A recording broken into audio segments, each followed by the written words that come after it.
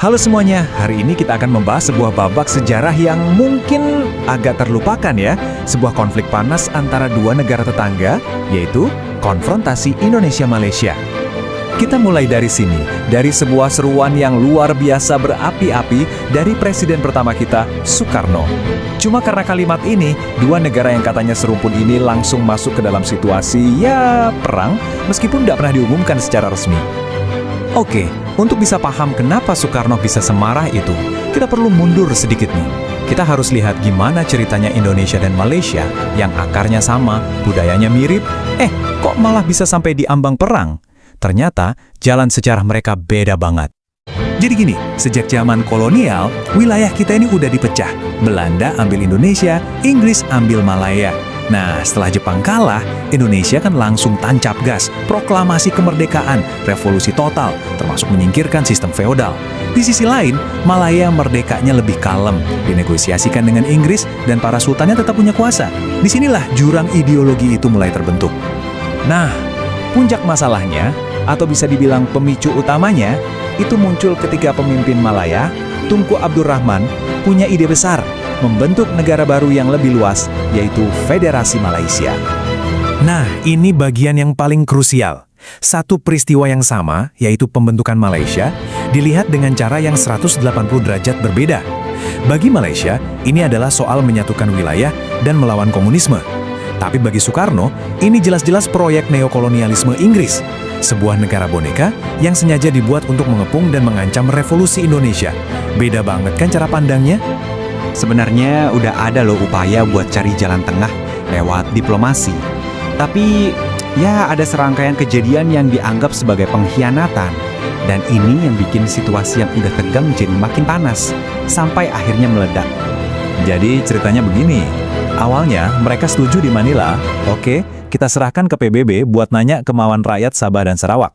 Tapi, belum juga survei PBB selesai, Tunku Abdul Rahman udah tanda tangan pembentukan Malaysia di London.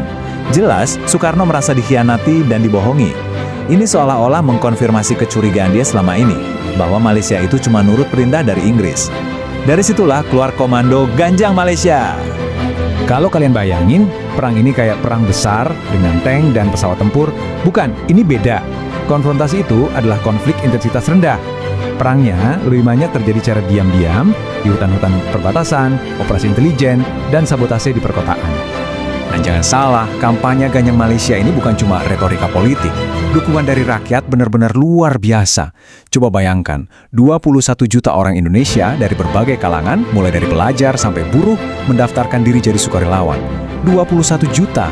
Angka ini nunjukin seberapa besar semangat dan dukungan rakyat di belakang Soekarno waktu itu. Jadi, aksi militernya itu berjalan di 3 front utama.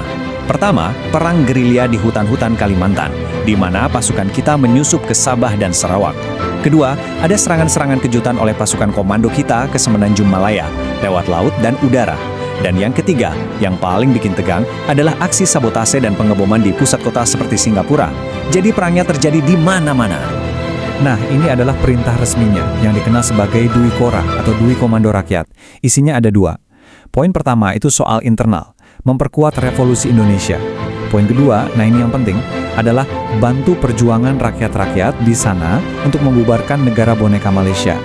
Jadi secara resmi, ini dibingkai bukan sebagai invasi, tapi sebagai misi bantuan untuk sesama pejuang revolusi. Pas konfrontasi lagi panas-panasnya dan sepertinya nggak ada jalan keluar, tiba-tiba ada sebuah peristiwa besar yang terjadi di dalam negeri Indonesia sendiri. Peristiwa inilah yang secara dramatis mengubah segalanya, hampir dalam semalam. Coba kita lihat lini masanya. Maret 65, bom meledak di Singapura. Tapi beberapa bulan kemudian, meledak juga peristiwa G30S di Jakarta. Nah, sejak saat itu, fokus Indonesia langsung bergeser total ke urusan dalam negeri. Kekuasaan Soekarno melemah, dan Jenderal Soeharto naik. Rezim baru ini nggak lagi tertarik melanjutkan konfrontasi. Makanya, di Agustus 66, konflik ini diakhiri secara tiba-tiba lewat sebuah perjanjian. Perangnya memang selesai, tapi ceritanya belum. Ada harga mahal yang harus dibayar oleh banyak pihak. Para pahlawan komando kita, Usman dan Harun, dieksekusi di Singapura. Yang lebih tragis lagi, banyak sukarelawan yang dulu berjuang atas nama negara, setelah rezim berganti, mereka malah dicap komunis dan dihabisi. Tentu saja, warga sipil di kedua negara juga jadi korban. Ini adalah sisi kelam dari akhir sebuah konflik. Jadi, setelah melihat semua ini, apa sih pelajaran yang bisa kita ambil? Konfrontasi ini jadi pengingat yang kuat banget tentang bagaimana politik dan ambisi para pemimpin bisa memecah belah dua bangsa yang seharusnya paling dekat. Dan ini jadi pertanyaan buat kita semua hari ini. Di atas fondasi apa sebenarnya hubungan Indonesia dan Malaysia sekarang dibangun?